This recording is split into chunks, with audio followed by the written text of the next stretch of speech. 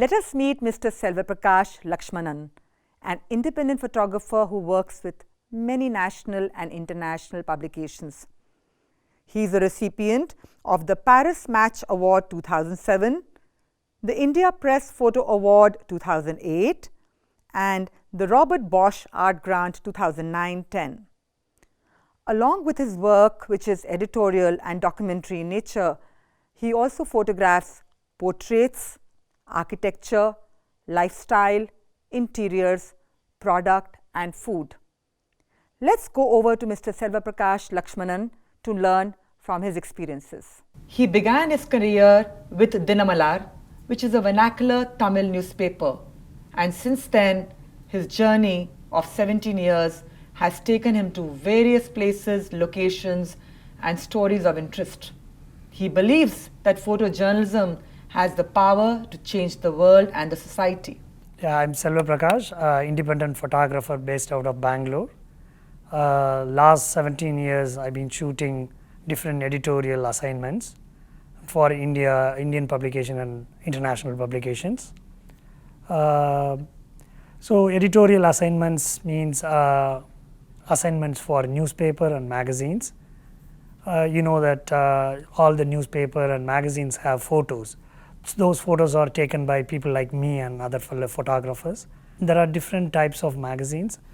Lifestyle magazine like BBC Good Food, and business magazines like Forbes and Fortune, news magazines, Outlook and Open or Caravan magazines are some of the examples. So when you have an editorial assignment and when you shoot for a magazine, there are different types of assignment comes, and let's discuss about the editorial portraits. Editorial portraits means like when a writer writing a article about a person, then you need a profile of the person. So that's called editorial portraits. For a business magazines, I use lights. So I recently photographed Xiaomi India CEO Manu Kumar Jain. So usually you will get 2-3 days or a week before you will get a email from your photo editor and saying you have a photo shoot with Manu Kumar Jain, and then you come up with some sort of ideas. How do you want to photograph Manu Kumar Jain, because they are into Xiaomi, into the mobile phone. Largely they are selling mobile phones, and these days they are into lifestyle product too. So you have some sort of a visual idea how to photograph Manu Kumar Jain. So I sometimes do some sort of a research on these portraits. So I go through Getty images or some of the stock images to refer what are the possible way to photograph these kind of a business people. So I have shortlisted some sort of a reference, then I email them to my photo editor and discuss it. And on a shooting day, I reach the location 2 hours before, because when you use lights, and it's good to go in 2 hours before, because you don't know the location, how big the location is and what is the light sources and what is the available light there. So it's good to be there in 1 or 2 hours before, and then I will do kind of a test shoots with my own assistants, and so the lighting and everything will check before the shoot, because in a business portraits you will have a very little time, sometimes 5 minutes, sometimes 30 minutes. So I personally advise that it's always good to be there before 1 to 1.5 hours before the shooting schedule. And once Manu comes for the shoot, and then we have some few reference, and I will show these are the idea I prefer to execute today, and then you have to explain what is the kind of a look and what is the kind of a gesture and where to look at. All these things we have to explain, because they don't know what is your idea. So it's always good to have a small chat and you can introduce yourself, and so that will break a kind of the person will be more relaxed and comfortable while you are shooting. That's one of the suggestion I am giving you when you do your portraits.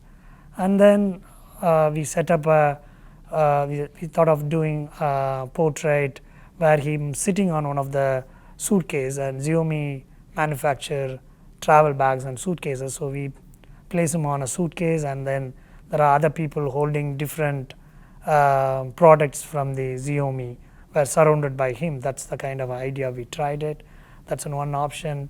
But when you do an editorial portrait, you should have vertical and horizontal options, because sometimes you don't know what kind of a layout is going to be come out. So some editorial prefer to have multiple option, vertical and horizontal, full length, mid range, tight close-ups. So trying to get as much as possible options in a short time, and you have to be very quick in that. And also you have to think about, if it is a cover story or something, then probably they will use some text on your photo. So you keep those design elements in your mind while you are composing the photo.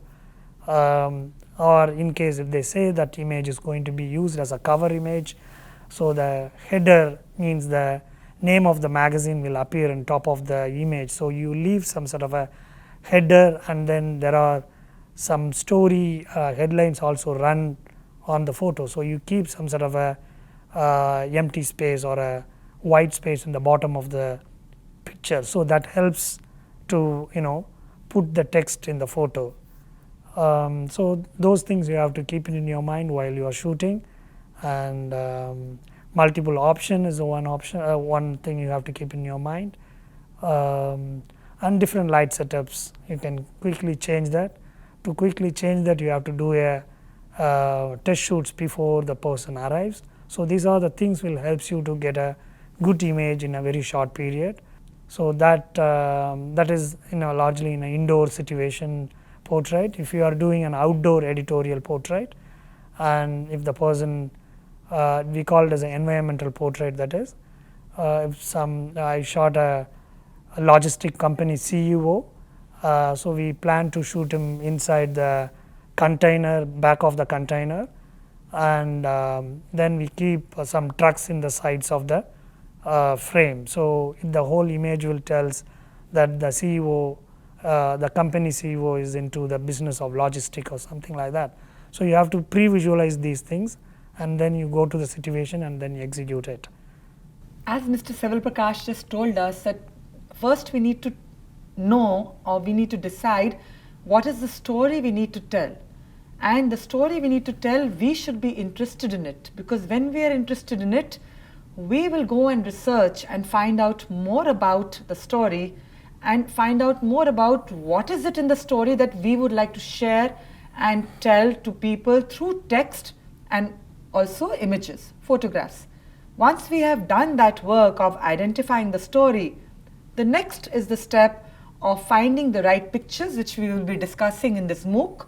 How do we find the right pictures and the photographs to illustrate a certain idea, to illustrate a certain story?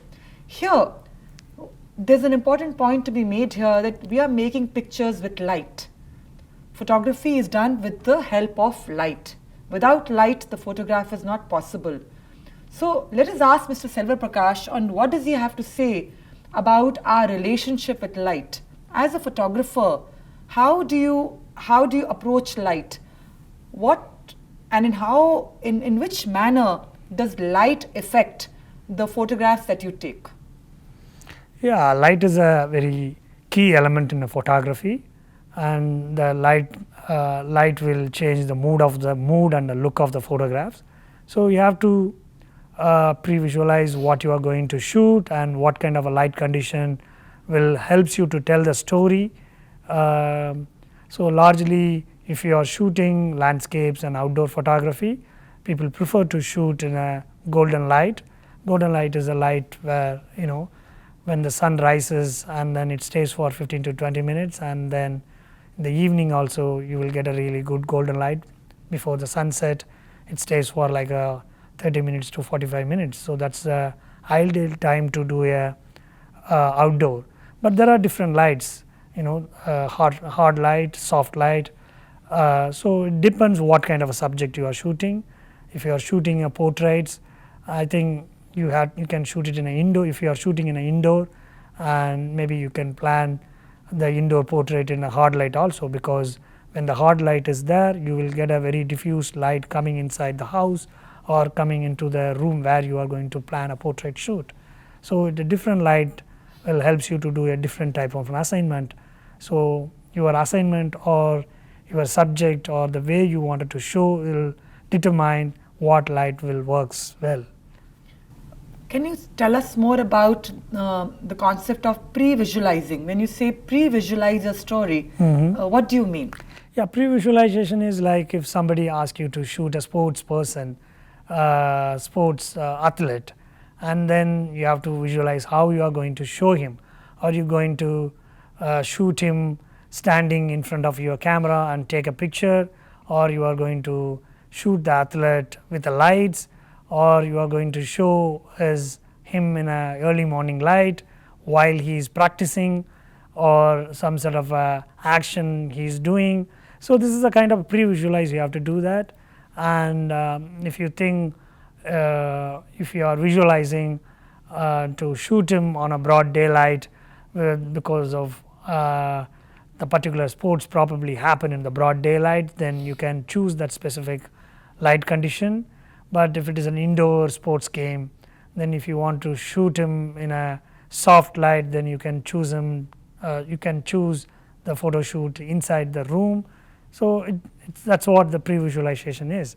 How your final photo is going to be look like. That's called the pre-visualization.